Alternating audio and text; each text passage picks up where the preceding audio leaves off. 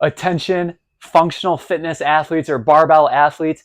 Every time you work out, your body is telling you secrets that you can use to then improve your performance. That's right, your body is telling you no evals, no money needs to be spent. Your body's telling you what needs to be done.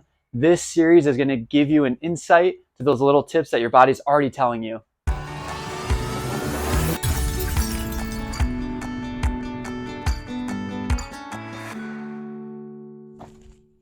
What's up, my legs? This week, listening to your body involves feeling your body. You're repping out these handstand push-ups in a workout. I want you to start feeling, are you losing it or leaning to one side versus the other as you're going? So as I get fatigued, I start leaning towards my right side.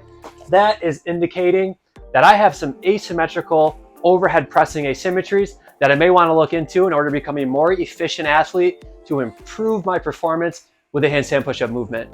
It is time to clean up that handstand push-up.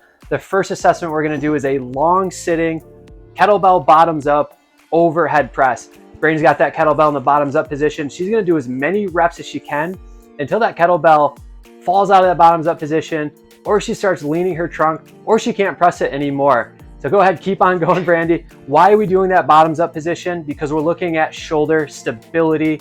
The rotator cuff is a dynamic stabilizer. So we want to see, can it dynamically stabilize as the shoulder is moving through a vertical press position? You can already see this left side, how much that is struggling compared over to that right side. We ultimately want to have less than a 10% asymmetry with this motion. Again, looking at dynamic stability of the cuff and the other shoulder muscles as you're doing this press position. The next assessment we're looking at after that long sitting kettlebell bottoms up overhead position is a tall kneeling dumbbell overhead press. We're going to do a 5 rep max on this because we are looking at strength of the right side compared to the left side. Why tall kneeling? Well, we don't want Brandy to use her hips on this. We want to look at her strict overhead press strength. We want to compare this right side to left side. So Brandy's using this dumbbell. She's going to go for 5 reps. She's going to keep moving up in weight until she finds that weight that she's not able to do 5 reps on. She's going to do that on the right side and then compare that to the left side and see, is there a big strength difference between these two sides? This is assessment 3 that you can look at if you did well on the long sitting overhead, bottoms up kettlebell press, and then you tested out your 5 rep max or 10 rep max with the single arm overhead press, and those all came out well, but you're still starting to fall off the wall a little bit, one side versus the other one. We can use this one to help determine how much pressure are you putting through your right arm and your left arm when you're in this upside down position. So we have a bathroom scale over here, cheaper than using a force plate. You can do this at home. So we have the bathroom scale, and then we have a weight plate so that it's equal height on the weight scale and the plate over here, and then just a cushion for the head. So we're gonna make sure the scale is on. I'm gonna go upside down into the handstand. I'm gonna peek at the scale. We are at 78. I'm gonna go down to my handstand. 83, 89 at the bottom. 89 is what we're sticking at. With that, the bottom of each rep, I'm gonna switch these over. So now I'm gonna look at my left arm. Same protocol, make sure the scale is on, and then we're gonna go ahead and kick up.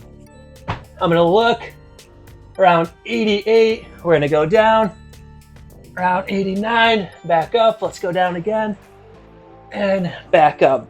So we're gonna look at those numbers side to side, and that'll give us a good idea of how much are we pushing through one side versus the other side with that pure handstand push-up movement.